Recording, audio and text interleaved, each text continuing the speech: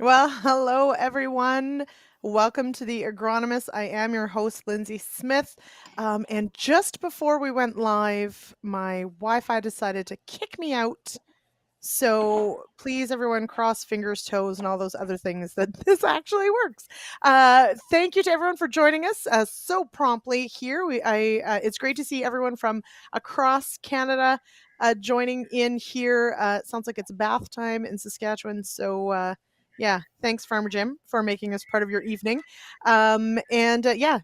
Learning, multitasking, it's all good.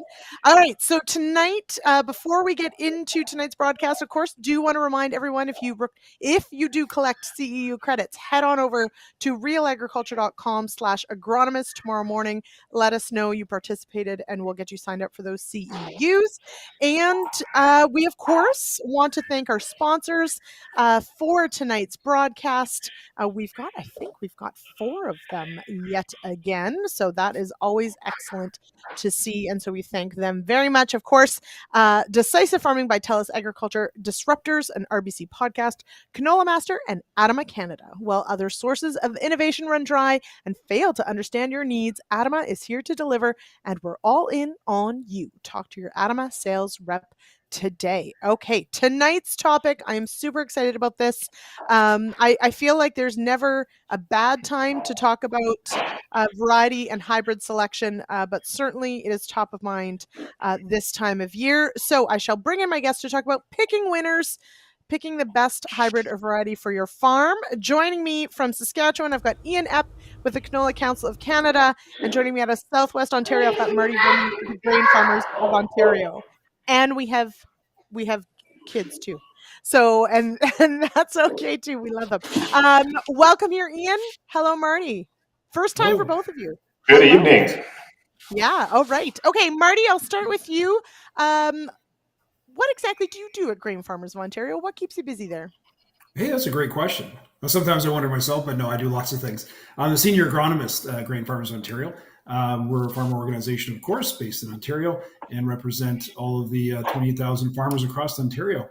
And a lot of things that I do is that we've got certain agronomy projects going on. We don't actually conduct research ourselves, but GFO sponsors lots of research work. So I help the research department kind of evaluate a lot of the projects we're working on and try to work on tech transfer, try to take that knowledge that we learned from the research work and transfer that to our members. So a lot of different projects we do. And of course, disease is important and pass on information to our members. Tire Spot, working with Albert Tenuta and working with all the great extension staff in Ontario. That's some of the key things that we do. We have the End project that's taken a lot of time the last 2 years. So there's a lot of things that we're working on and trying to help participate in a lot of industry meetings. There's a lot of soil science stuff going on. So we're working in that, as well as being representative on a lot of the crop committees, which is where all the varieties are tested for third-party testing, which we'll talk about tonight.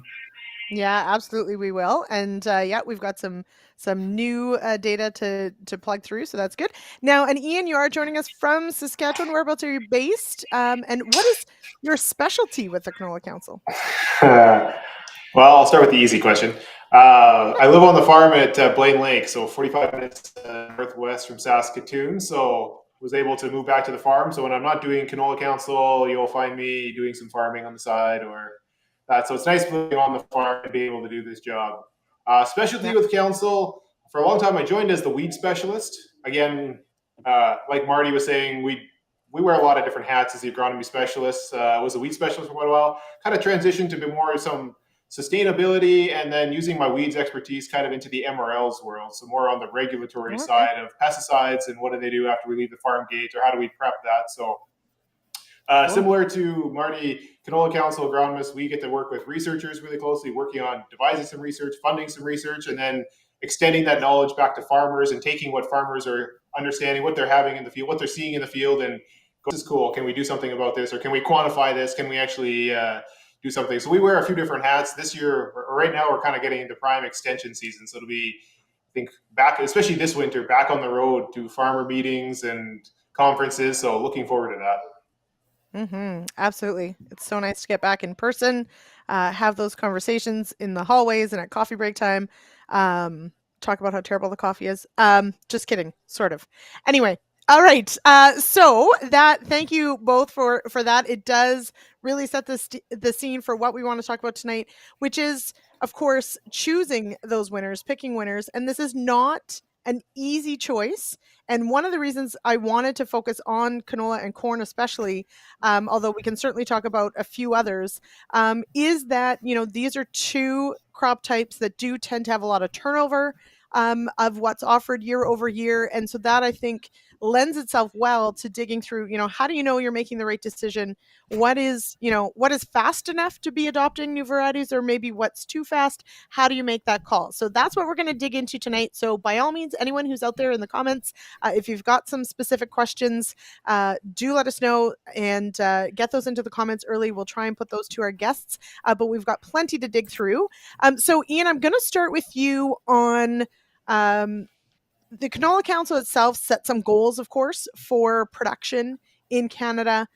Obviously, genetic advancements are going to be a key part of that because, yes, it's going to be a mix of agronomy and different tools, but certainly production is going to be a big part of that, and that comes from the genetic side. So how does the Canola Council sort of see variety selection working into meeting that goal? Yeah, so genetic selection is kind of a key part of it. I think there should be a slide, my slide 2 coming, please.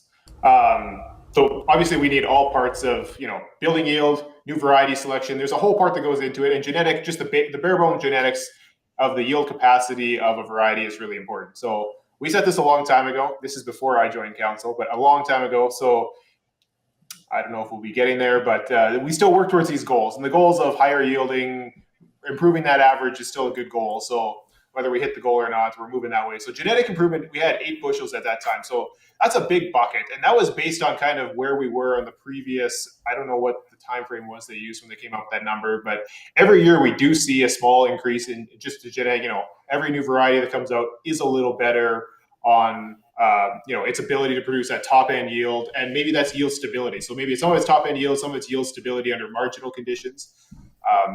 Maybe I won't give away too much when I talk about it later, but some of these things, these genetic improvements or these yield, when we see yield trials, we're looking at under really good conditions. So maybe we'll talk about some of those things that make in the farm we see the conditions that aren't always so great. But genetic improvement is really important. So those new varieties and the fact that they're turning over really quickly, and we are seeing some of that ability.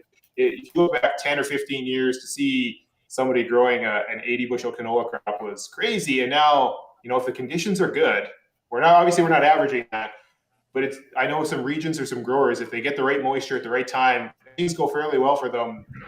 They can, the varieties there to genetically get them there consistently. So the genetic improvement is coming. It's just a matter of stewarding it and managing it and dealing with all the other things between when you try to put it in the ground and getting the harvest that seems to mess it up or reduces what the yield, the ceiling is for some of those varieties in a certain season. Absolutely. So Farmer Jim asks, when can we ask questions?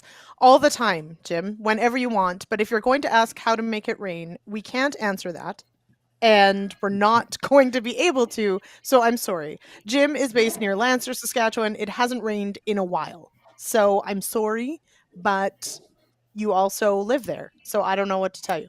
All right. Okay, Marty, sort of similarly, or in line, do we have a similar sort of expected genetic gain on the corn side, let's say? Do we have sort of a rule of thumb of if we're adopting new hybrids, this is what we can see year over year? Yeah, the corn story is pretty interesting because it does go back, when hybrids were first developed, and that really changed the landscape for corn when we used to have open pollinateds and farmers used to select them back in the 40s, but the 50s, 60s came around, and then when hybridization came, that really changed things. I don't have the number off the top of my head. If Dave Hooker or somebody's in the background, maybe they could pull some numbers, but I remember it's a couple bushels per year. And genetic gain on corn has been tremendous. And I think really what's changed in the last 20 years is more the management of the hybrids as well. So it's like the trait technology that's come in to help us manage the crops better and really achieve those higher yields. Another key thing that's really helped was seed treatments. So in 2000s, when we've had some seed treatments come in, with insecticide, we had some really harsh chemicals we dealt with before, and we had some better products that came in. I've had lots of farmers say they've been having better stand establishments. We're just managing their crop so much better. Genetic gains there, no doubt about it, but it's also how farmers are managing that crop. And it's like a genie. You say Dr. Dave Hooker and he appears. 2 bushels per acre per Very good. Thanks, year. Dave. So there we go. Thank you, Yeah, that Dr. was Dave close. Hooker. We appreciate it very much. So Jim Hale's question, I think this is this. Yeah. Oh, so Ontario's 2.08 since 1980, year over year. That's pretty fantastic. Okay, Jim wants to know, is Gencia canola a thing anymore? Ian, I feel like perhaps you're 20 years too young to even know what it is. No, but really, do we still even have the conversations about Gencia canola anymore? Yeah, it's definitely still a thing. One of the challenges with something like Gencia, if you look at all the breeding that's gone into our Napus varieties and the yield increases and then you look at some of the the herbicide package and the agronomics, the blackleg, whatever the variety of packages that are now incorporated in, that work hasn't really gone into Gencia. So absolutely, it's still a thing. I do get a question or two a year on it. I also get some Polish canola questions. Usually, if we get to really late season, somebody's looking for Polish seed. But as far as acres or it's pretty small. I guess it's just kind of really fallen by the wayside.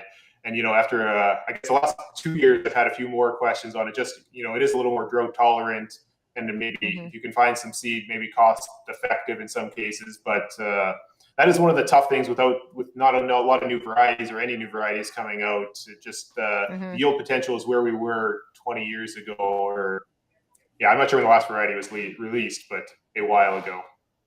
Okay. So Jim, just grow mustard. Okay. So if you really want the yellow flowers, go with mustard. Okay. So, but you bring a good point about how we make decisions. So Marty's got a great slide about sources of info, and Ian's got a great slide about how farmers make those decisions. So Marty, I'll go to you first.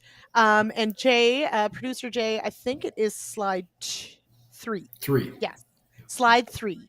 So when we are sitting down to start our plan for the next season, we do have some decent sources to pull from. Walk us through what we can draw from here and how that sort of fits into that discussion. Sure. Thanks, Lyndsey. Yeah.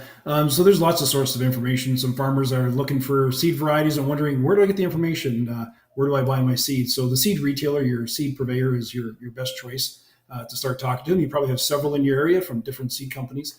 And a lot of times you just have a verbal conversation with them, ask for the recommendations. They have the experience. They've been selling the seed. They know what's been working and not working for your conditions. The key thing is that communication, telling them what you're looking for. Don't just say, hey, what's your best variety or hybrid? And that happens a lot of times with some of these conversations. But really dig into a little bit deeper. Tell them, hey, I got this problem. What do you have? What can you offer me that will solve these problems for me? They also have seed guides and websites. You can dig around and find some information and find more details about those products that they might be offering to you.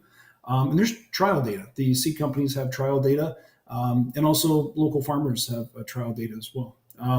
The independent third-party trials, as I was alluding to earlier in the introduction, there's great sources in Ontario, and I'm sure it's across Canada as well, and with all different types of crops. But with corn, it's the Ontario Corn Committee that produces these third-party unbiased trials. All the companies support their hybrids. They put them into the trials and help fund these trials to move forward. Grain Farmers Ontario helps support these trials as well. It's very important to get that information out because it's a third-party source of information. And you just go to their website, take a look at the trials. The trials came out last week. The committee did a great job getting that out in a very timely manner. It was an early fall, so that's nice to get things done. Sometimes we drag into December, but that's the weather conditions. And remember that these are small plot research trials. Years ago, it used to be 2 rows and about 20 feet long. But Dr. Dave Hooker did some excellent work with the Ontario Corn Committee, and he actually said, you know what, let's take a look at the agronomics of this. Is it really true that a 2-row plot, is that representative information? Seed companies have been doing 4-row trials, some 6-row trials. We also know that hybrids, when they were being developed years ago, some breeders would just take a look at numbers. And part of this is like a numbers game, right? And those breeders that just select by the numbers typically started to select for taller hybrids because taller hybrids shade out the shorter ones. And Dr. Dave's work really showed that a taller hybrid doesn't necessarily give you higher yield. It just has a more competitive advantage. So the shorter hybrids are shaded and they lose 10% yield. I believe, Dave, correct me if I'm wrong on the notes here, but I believe it was about 10% or 8 to 10%. But that really kind of opened the lights and said, yeah, there's a shading effect. And so the center two rows are harvested. I got to understand where your data is coming from, because if you don't understand where the data comes from, then you're just accepting numbers, and anybody can pull any number out of the hat. But if you understand where the data has come from, and you understand how that's been developed. So these third-party trials, it's ideal land. You want it uniform because you don't want variability, right? We do 4 different reps in these trials, or 3 different reps depending on the site. And you want consistent information. So we try to get the best data available for the producers to kind of represent that variety. And some of the data pulled from there is, of course, yield, and it's indexed, and it's the moisture, so you kind of know the maturity roughly. But that's just one piece of the data. Go back to the seed guide, because it's rated for the maturity. And in your maturity, if you're, let's say, a 2600 heat unit zone area, you don't want to be planting a 28 or 3000 because it won't mature. So there's a lot of things, a lot of information to gather out there to pick the right hybrids for your farm, for the things that you're looking for. But experience from your own field. A lot of farmers have been farming for many years, and you never want to just kind of all of a sudden throw in the towel and say, I'm going to grow all new hybrids. You've got some dependable hybrids, stick with them. And then try some new stuff, because the new stuff is getting better. And Lyndsey, you mentioned before, is how quick do these hybrids turn around? And corn hybrids sometimes will last maybe 3 years. And it could be a multitude of reasons why they don't stay in the marketplace. Either they weren't accepted or they don't have a fit. A lot of times they do well, but there's always something better coming, right? So these pipelines are so full of genetics, and there's new material always coming out. So it's pushing the old stuff away. And sometimes you don't see a huge gain, but usually it's a trait. Maybe it's got better grain quality, or maybe it's better standability, or better disease tolerance. The big thing here in Ontario is going to be tar spot tolerance. So now the thing we're going to be pushing for is getting more hybrids in the lineup that's tolerant to tar spot, because in Western Ontario, that's a growing concern. We know the disease is here, and we got to select for it. So you bring up a really good point. And so, Ian, I'll go to you, because that idea of exactly that. So let's say a corn hybrid lasts about 3 years. Obviously, we've got some that stick around a lot longer, but let's say that's average. Ian, what would you say for canola? Are we turning them around 3 to 5? Is it more like 7? Is it more like 2? Do we think we're similar? Actually, I think it'd be pretty similar. 3 years would be pretty typical for a variety. Obviously, we do have some that last around quite a bit longer, but there's always some that are kind of one and done, or 1, 2 and done. So yeah, 3 years would be pretty typical, and the pipelines are full from companies. That's the thing. Even a pretty decent variety, or a variety growers are pretty happy with, disappears reasonably quickly, because the next one's coming, and the next one is just a little bit better. It is usually that kind of incremental, a little bit better, or it has one more package. It's a little bit better for straight cutting, or it's a little bit better for blackleg, or it just yields a little more. Those incremental changes, something is getting pulled into that mix to make it a little better. So yeah, some good varieties don't last much more than 3, maybe 4 years. Mm-hmm. Do you ever get farmers call and be like, hey, they're taking away my favorite variety, how dare they? Or is that more of a wheat thing? No, maybe they don't phone me. I don't know if you see there's certain big market share varieties that growers still like They have a following. Go back to.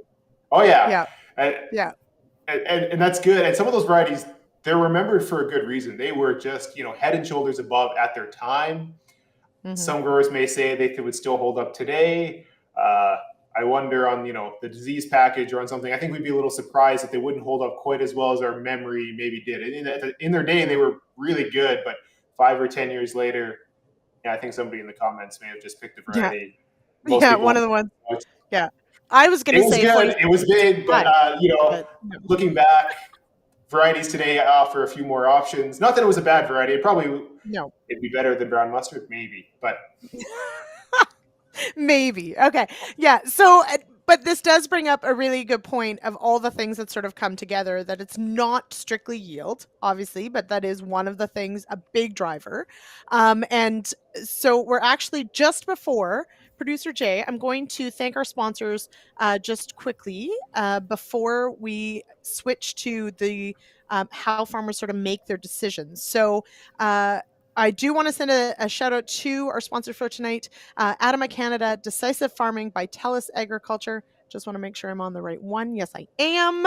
Disruptors, an RBC podcast, and CanolaMaster. We call ourselves CanolaMaster because we want every canola grower to achieve growing perfection. Master your canola with the 160 acres of gold giveaway. Enter today at canolamaster.ca. Conditions apply. All right. So one of these key things, yes, is yield, but we've got traits, we've got disease pressure.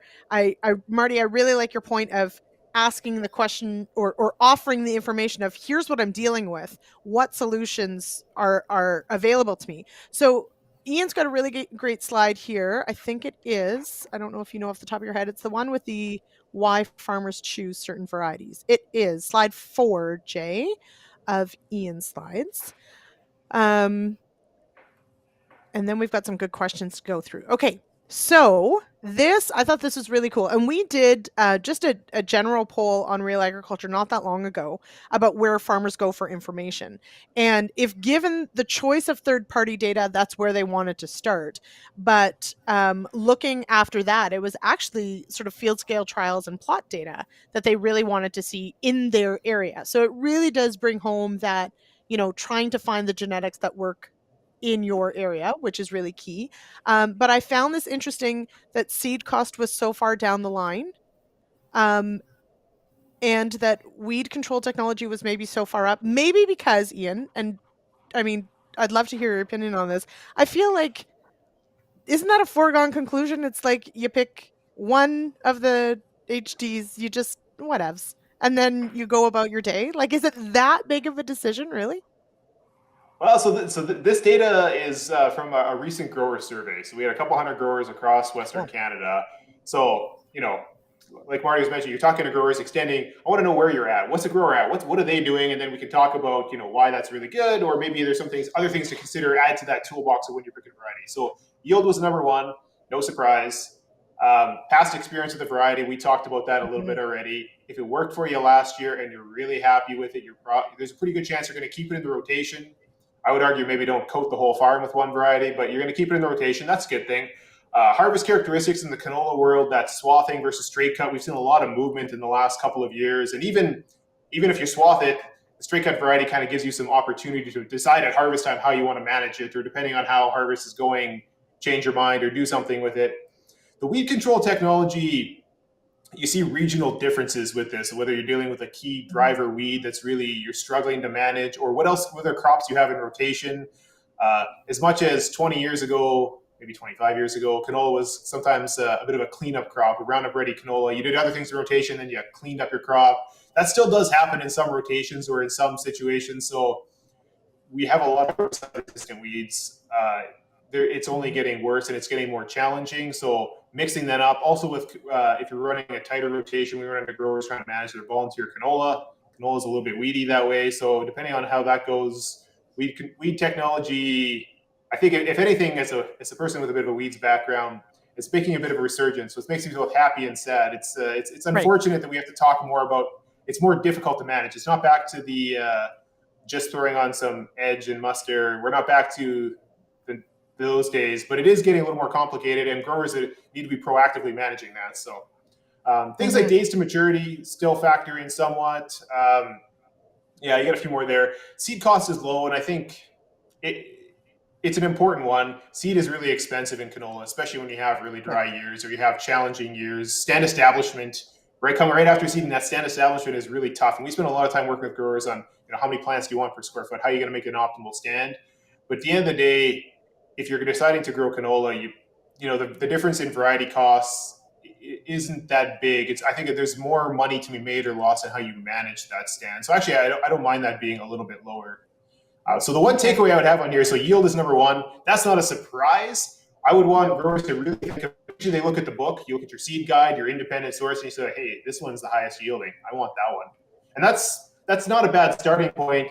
I would look at how many bushels can you end up at the end of the day in the bin. That's really what we care about as a grower. That's where the return on investment is. That's what we need to be thinking about. So some of those varieties, those yield trials, often are grown under pretty good conditions. If you ever worked with somebody on research trials on your own farm or something, they don't want something on a tight rotation. Maybe they want something, your best piece of land on a 4-year rotation or something a little longer, managed well. They don't want the weed stuff or the kochias coming in from the corn. So it's the key thing that those trials are well managed, and they need to be to show the differences, to tease out those differences between varieties, because a lot of varieties can be pretty similar yielding. We're talking a bushel, 2 bushels, but it's pretty small differences. So if we go to your average farm field, and I pick some of a field in mine, I don't have too many perfect ones. I got stuff where I got some sandier stuff or some heavier stuff. I maybe have a little bit of salinity in there, and so how's the variety going to react under that? Then I have a little bit of weedy type things. Maybe I have some blackleg or some, I have all these other pressures. So yield and the seed guide is a good starting point, but you really got to look at all the other things. So really, we don't really care about yield in the seed guide so much. We care about yield at the end of the day on your field, in your farm, in the bin, right? So that's where some of these other disease packages, other things really start to factor in, which you don't always see in the seed guides. Yeah. Now, Marty, when you look at that list, how does it change if we look at it in the context of corn? It's very fine print, Lyndsey, but I would say probably the same order. The price is at the bottom, and I would say growers probably also, they take a look at price, but it's probably the bottom thing. If they don't think there's no differences between hybrids, then they want to make a deal. But I would say that is probably the most costly expense, is not thinking that there's differences in selecting the right hybrid for your field farm management style.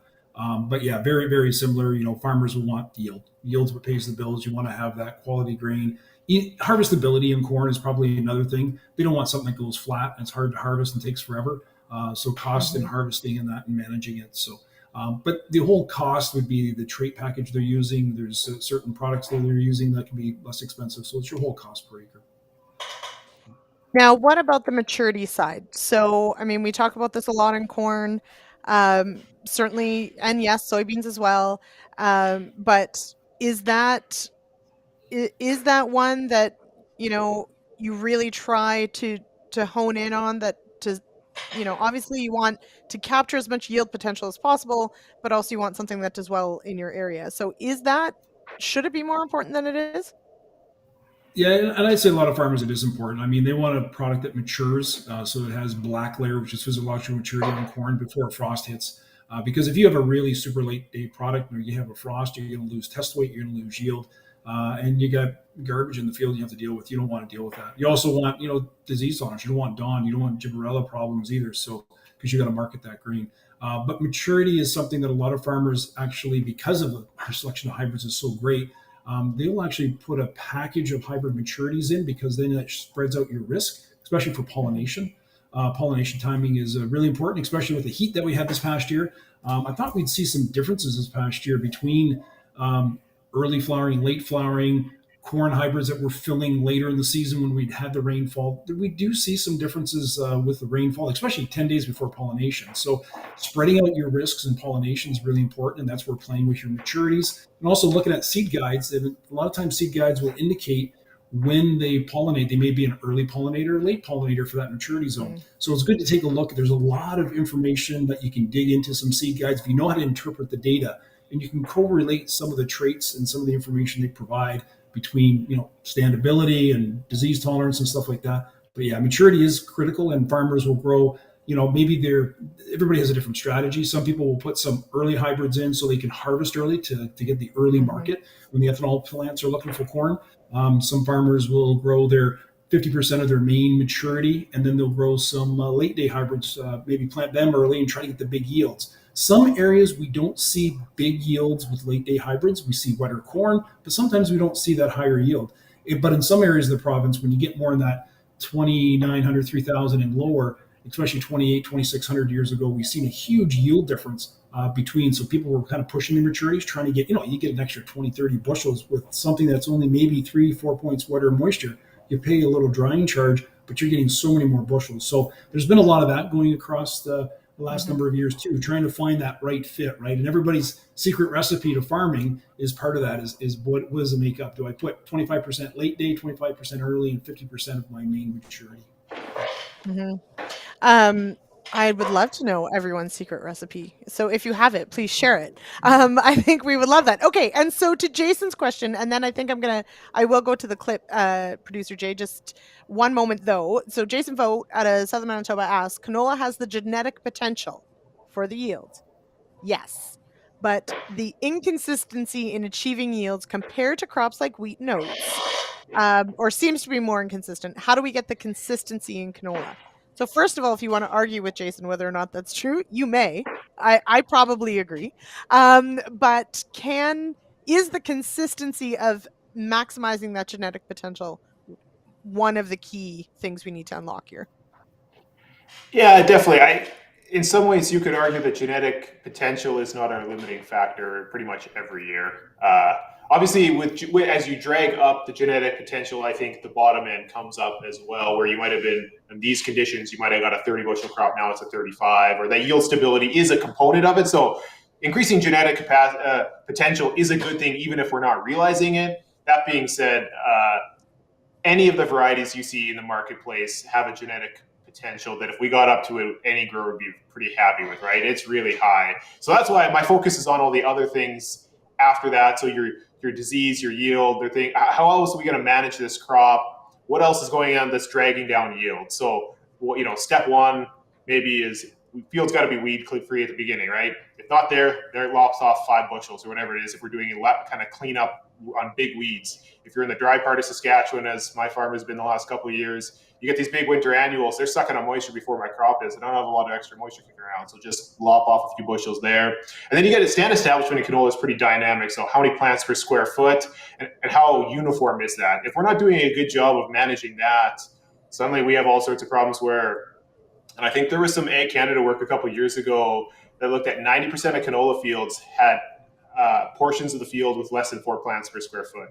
At less than 4 plants per square foot, and if it's not particularly uniform, we didn't maximize our potential in those areas of the field. So plants per square foot, parts of the field, that's a really important one. Again, canola seed's expensive, but not having enough plants, it's hard to fix that, especially if they're not uniform. I've seen 4 plants per square foot grow a really nice crop if it's perfectly planted. But usually you have 2 here and then nothing for a whole pile. And that empty space is growing weeds. The fertilizer is not getting utilized. Canola is a little more plastic maybe than corn. It has to be able to compensate and kind of bush out and branch out to help you a bit. But at some points, you still need to have plants. So, that's the kind of the next step. And then, good weed control. What's a rotation on blackleg? For the 2 or 3 bushels difference between the 2 different varieties, I quite often get to a field and a grower thinks it looks pretty good, and maybe it's not a bad crop, but the blackleg is eating 5 to 7 bushels.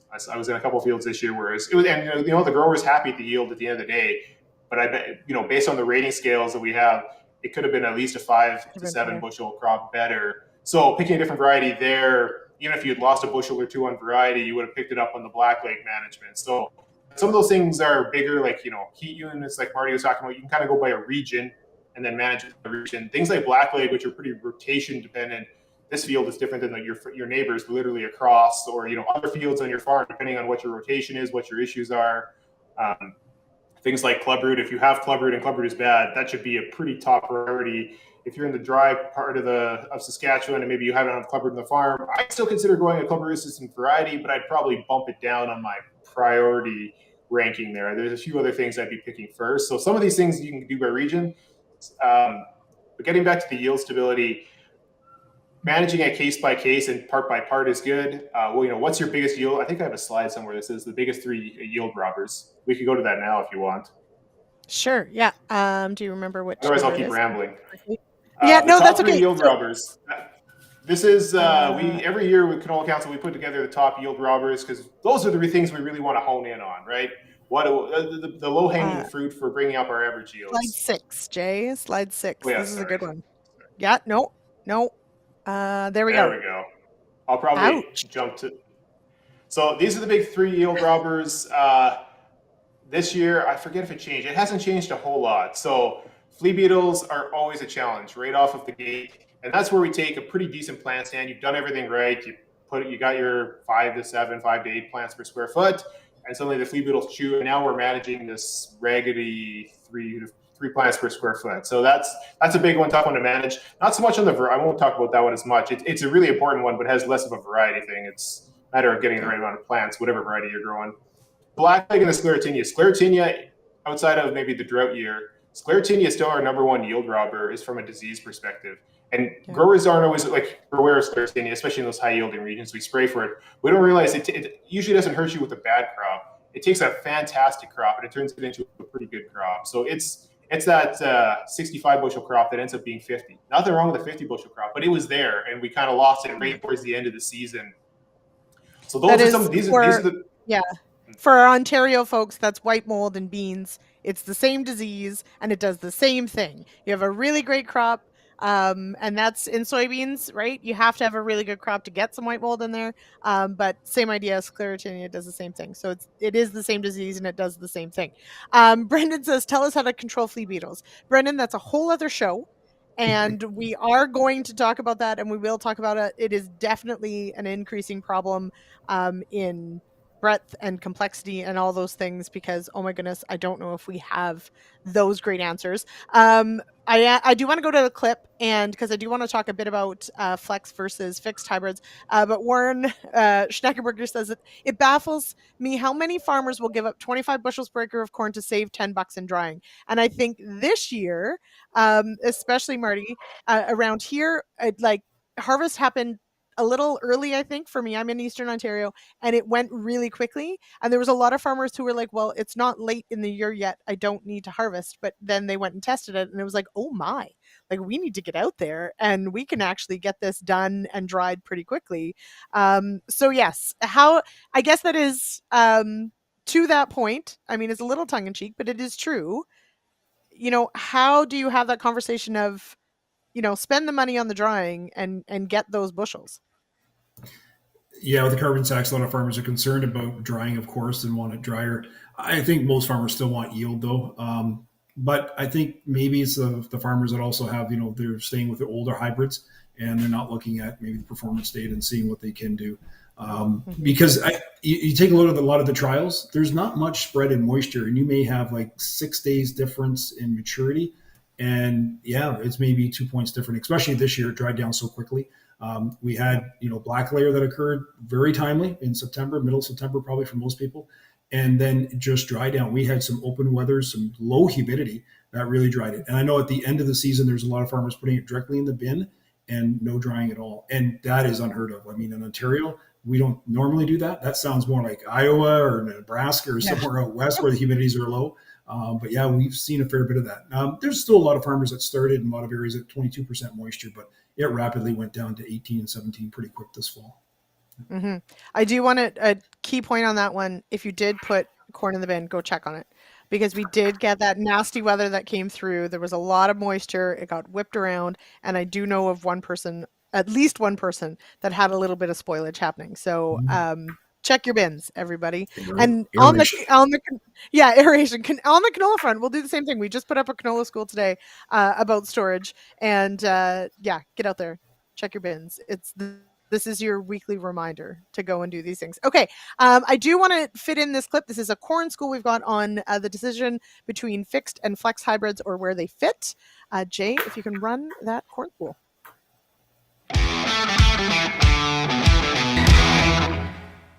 Now, one thing in the past we've talked about is the difference between a fixed and a flexed hybrid. And I want to talk a little bit about that today, because you're standing in a fixed hybrid, a plot that you guys have here at Pride. Talk about the difference between, again, fixed and flex. When we planted the plot, we planted at 34,000. So you can see this hybrid at 34,000, nice consistent ear size, 14 to 16 around at best, with nice consistent ear length. Then when it emerged, we thinned this corn down actually to less than 20,000 plants. So, at least a foot between each stalk, Bern.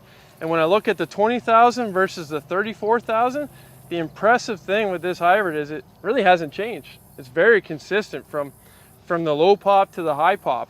So this would be a hybrid that we identify as a fixed ear style. So the main thing here, what we know about these hybrids, is with a fixed hybrid, it's the hybrid that you would place on those more productive soils. Soils that have nutrient holding capacity. A farm that you're going to spray a fungicide on to try to maximize the potential of a hybrid. So really your high management, you can push the population on them, and you're going to maximize your return on your seed investment. What about flex? You've got a couple of flex ears. For me, this is that hybrid that goes anywhere, okay? It goes to many different farming practices.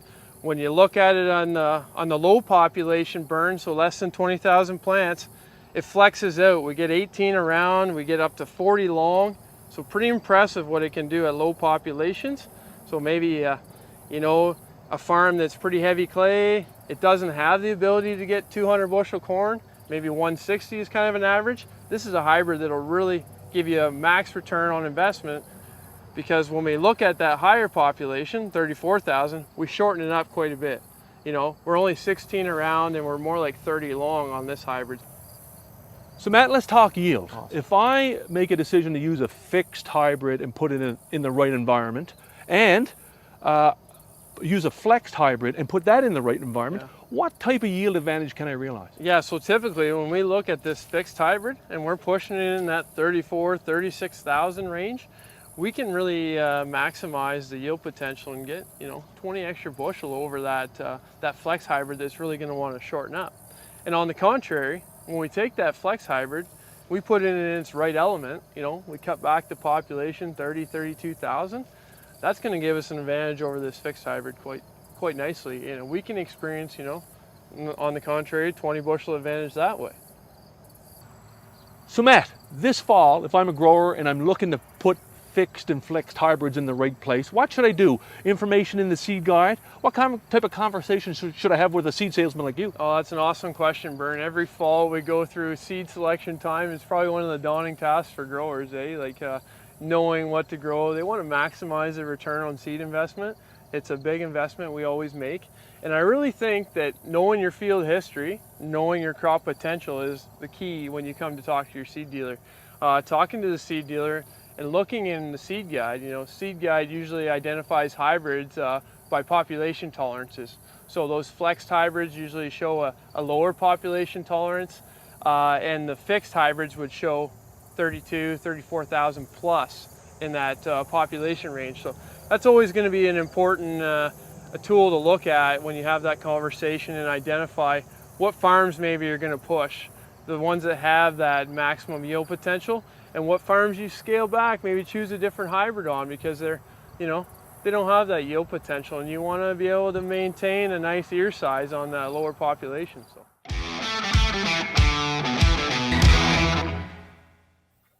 Okay, welcome back to the show. Here we go.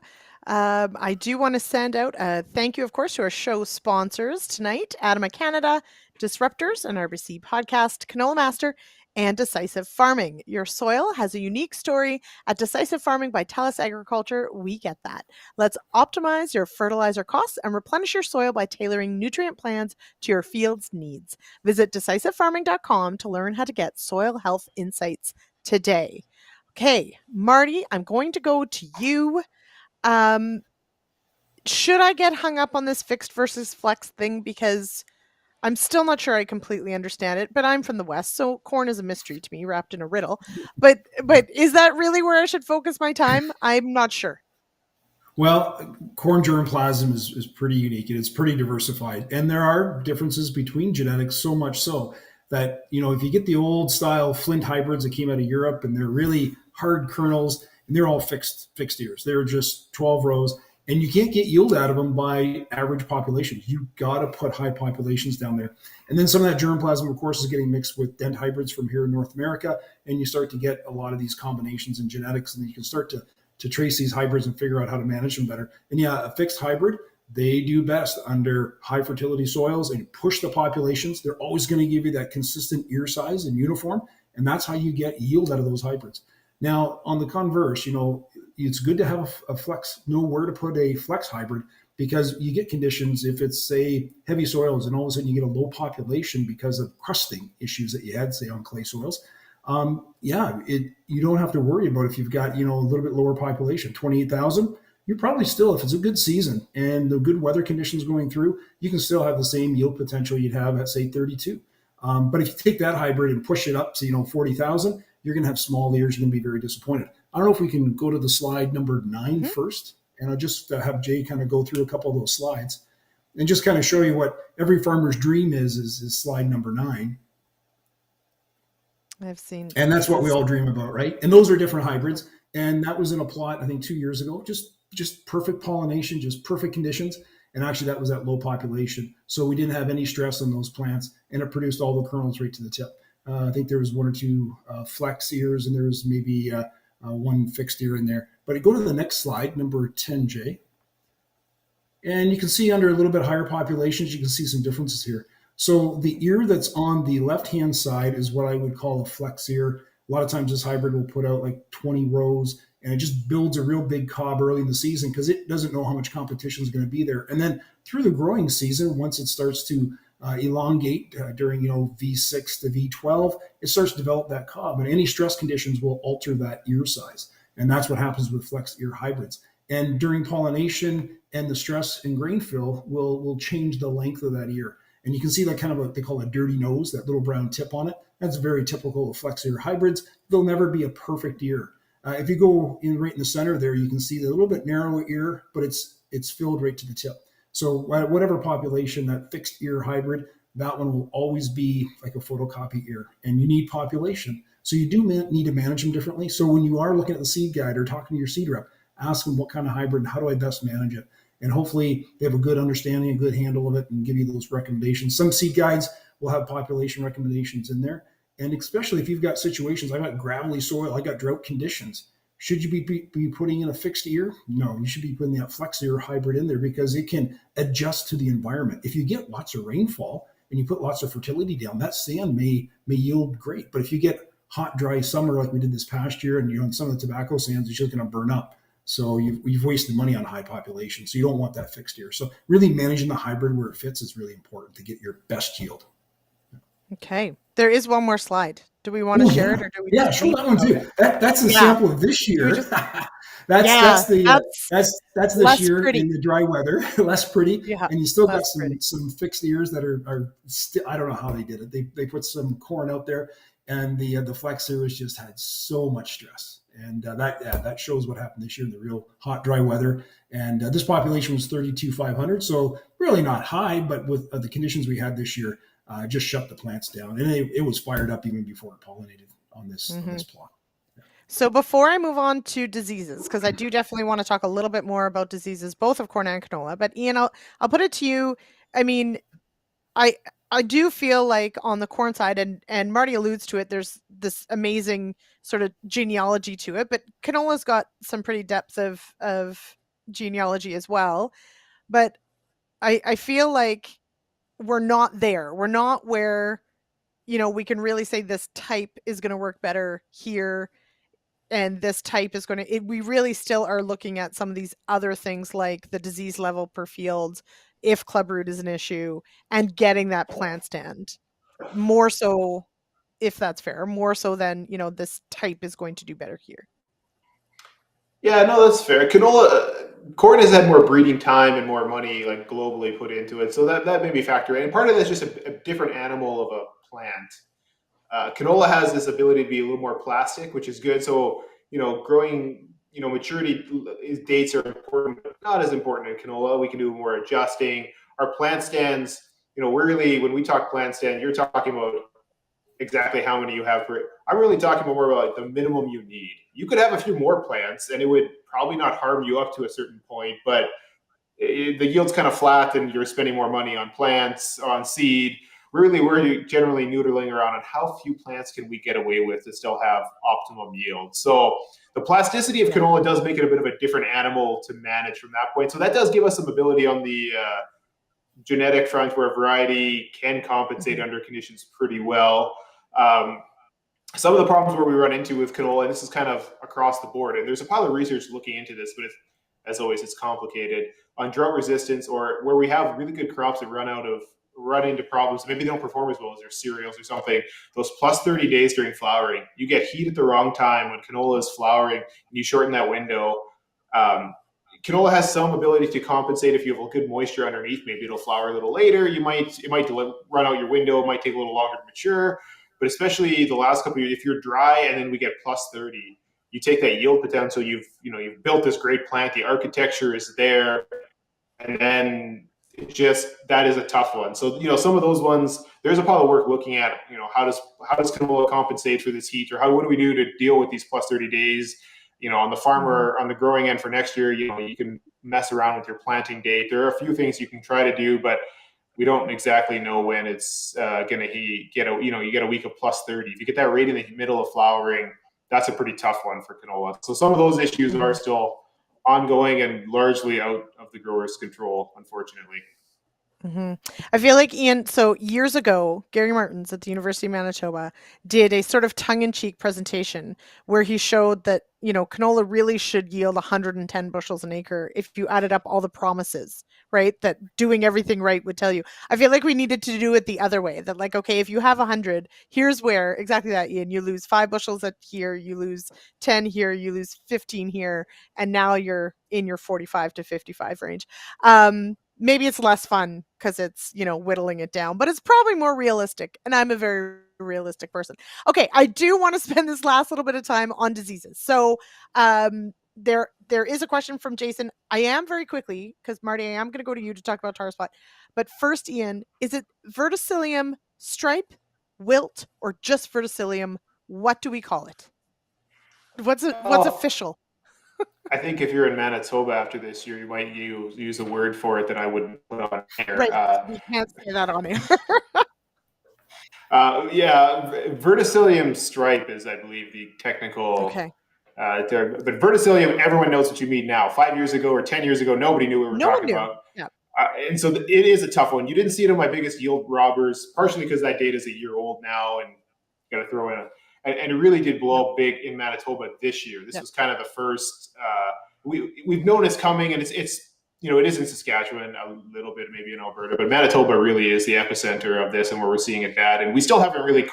We know it's causing more problems. There's a pile of research underway. Unfortunately, the research is more at the basic science level versus giving growers optimum tools to manage it at this point, which is too bad. But that's where we're at. We don't have quite so quantified on exactly what the yield loss is from it. So certainly it's big. There's a pretty good chance it might displace one of those other ones as a major yield loss across Western Canada at some point. For sure in Manitoba, this year was a really bad one. We're not really sure. Is it going to be? Initially, we were kind of hoping, is it Aster Yellows of 2012 or 2013? Where it kind of blew up and everyone's like, oh, it's a massive thing. And then fizzled out. It looks less and less likely like that, unfortunately, but certainly a pile of research going on. But yeah, there isn't a lot of tools right now. It's mostly, identifying you have it. We're in the very grassroots early stage of the research and the extension side of that, we're not much ahead of the grower, which isn't where we want to be, but that is unfortunately where we're at right now. So, Marty, that does actually sort of parallel tar spot. Now, tar spot, I feel like we have made leaps and bounds on in Ontario, partially probably because of our friends to the south. I'm getting a bit of a jump on it, but it certainly feels like in Ontario, this did happen relatively recently, that it showed up. It has spread quickly. This year looked like it was shaping up to be a really big issue. It didn't rain.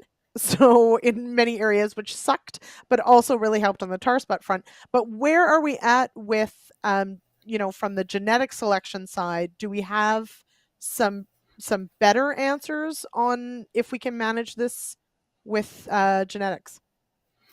I think the key thing in Western Ontario, and I mean Western meaning western of Toronto, it's here. Tar spot is here. And it is overwintering, so that's our biggest threat. And it loves the conditions that the Great Lakes typically has. This disease has been in the Midwest U.S., and it's been hit and miss because they've had some dry weather, and then they have some wet weather, and the wet weather years get them. We're hopefully not going to see a dry year like we did last year. That was very unusual for Ontario. So we are going to see a lot more pressure in the future. There's no doubt about it.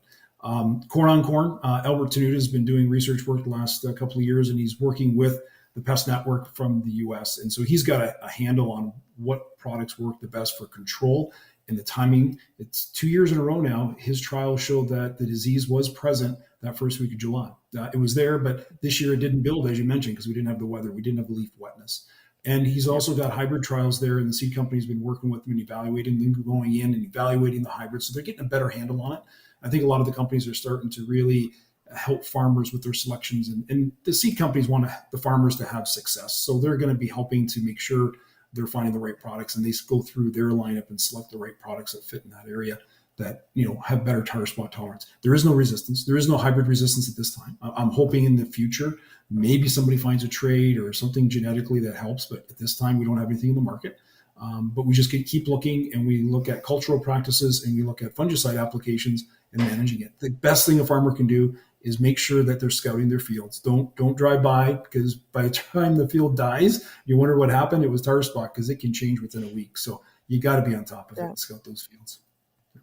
So Ian, so looking at verticillium stripe, or we'll just call it verticillium, either way, somewhat parallel in that way, except for that we don't have any control options, right? So tar spot, we do have some fungicide options, but verticillium, as I understand it, it enters the plant very early, similar to blackleg.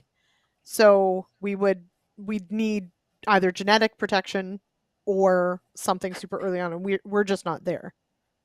No, so there's still some of that is, we're lacking in basic science to answer some of those questions. Some of it will be, it clearly is conditions early on. And so clearly whatever the conditions were in Manitoba this year, they were pretty wet. There was a few different things going on. We had warmer soils, planting was delayed. Maybe that made it worse, but we're not, hopefully there will be conditions where it doesn't thrive so much. And maybe, Manitoba is generally warmer and wetter when we're planting canola than parts of the farther west. So maybe that is part of it. But we're looking for all sorts of potential options with it. Also, I know companies are obviously screening their material now.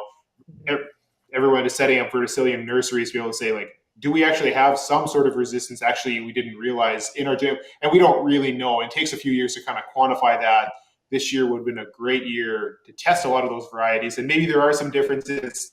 And hopefully, companies are running those trials to screen. So maybe that's giving us some, but it just takes time to do that basic due diligence to see what, take stock of what we have, and then we're going to control options. Verticillium has been around for a while in Europe, and the European experience hasn't been all rosy either. So this is, I think, if it's here, it seems to be here to stay, and we're going to be in this for the long haul, unfortunately. Misery does not love company. Okay. So there is a conversation going on in the chat I want to address. There was news that came out today. So this is a bit of an aside in regards to a couple insecticide products that so two companies, Syngenta and ADAMA Canada, provide, that they are making some decisions on for 2023, and it does, Brendan is correct, it has to do with a PMRA ruling from April 2021 on restricting feed use or restricting any crop treated with it for feed use. And so I highly recommend anyone, we do have a story up at realagriculture.com. It'll be one of the first stories there as you scroll down.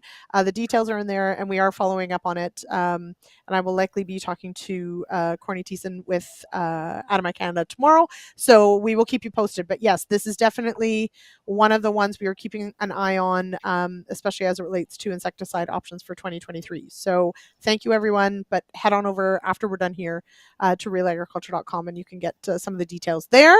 Okay, I want to quickly, one last thank you to our sponsors tonight, and make sure I get my last read in here, because of course we're super happy to have all of our support.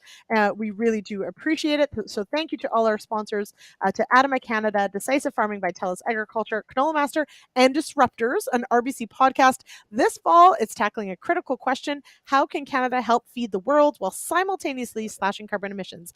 This special 3-part series features an array of experts working up and down the food supply chain, including farmers, academics, scientists, and restaurateurs. Listen for The Growing Challenge on Disruptors wherever you get your podcasts.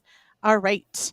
Okay. So as we sort of wrap up for the night here, I've got a 5-year-old who apparently nobody is watching anymore. So now we have an extra audience here. All right. So as we go into this planning process for 2023, Ian, I'll start with you as we get in our sort of last word here. What would you say are like the top 2 things that growers are considering when choosing that varietal mix for next year?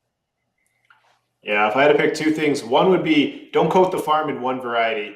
So it's really hard to say if the variety was good or bad if you only have one. So at least have something else in there, whether it's the next up and comer or 1 or 2, have a little bit of diversity. So at least have multiple hybrids on the farm. And the other thing is pick your top yield robber from last year, or what you think your top yield robber is going to be this year, and make sure that's priority number 1. After that, check through your checkbox, and each farm is going to be a little different on individual characteristics, but let's take care of that number one yield robber, whether it's a disease issue, it's whatever it is, let's tackle that one head on. And then at somewhere in that checklist, we can look at the potential yield, but let's tackle the low-hanging fruit. That's what's going to bring more bushels into the bin at the end of the day. All right, Marty, similar question. Yeah, don't look at last year and say that's going to be a repeat. So whatever happened to your hybrid performance, take that with a grain of salt. Take a look after the last couple of years. Take a look at long-term data, and take a look at different environments, and then try to talk to your seed retailer and understand what's the best package for yourself. And stick with a couple of products that you're very comfortable with, but try new stuff. Try a couple of new ones that you start to hear some talk in the neighborhood, and you've seen a product that somebody's been talking about. Take a look at it. And I think the same things Ian's are saying, right? Don't switch everything out. Don't coat the farm in one hybrid, especially with corn hybrids with different pollination timings and the heat that really affected us this year. Spread your risk out. Spread your risk. Mm-hmm. I like it. Try new things. This is good. That's good advice. All right. Ian and Marty, this was absolutely fantastic. Thank you so much. Both the first time for each of you being on the Agronomists, and I think you knocked it out of the park. So Ian, sorry about the blizzard, but thank you for making time for us tonight. Oh, it's great to be here. I'll have to have to come back now. Yeah, absolutely. And Marty, thank you so much for sharing your expertise tonight. I really appreciate it. Thanks for having me on. It's great. All right. And thank you, of course, to everybody in the comments. Some great discussion, some fantastic questions as well. I hope we've offered some insight into picking those winners for 2023. We certainly will be looking into this as we go forward. Also the flea beetle question, also the tar spot question. And next week, spoiler alert, Warren Schneckenberger is going to be here talking control traffic and compaction. And we've also got Scott Keller joining us from Alberta. So we'll see you here next week, 8 p.m. Eastern, right here on the Agronomists. Thank you to each of our sponsors, and thanks to everyone joining us tonight. Cheers, everybody.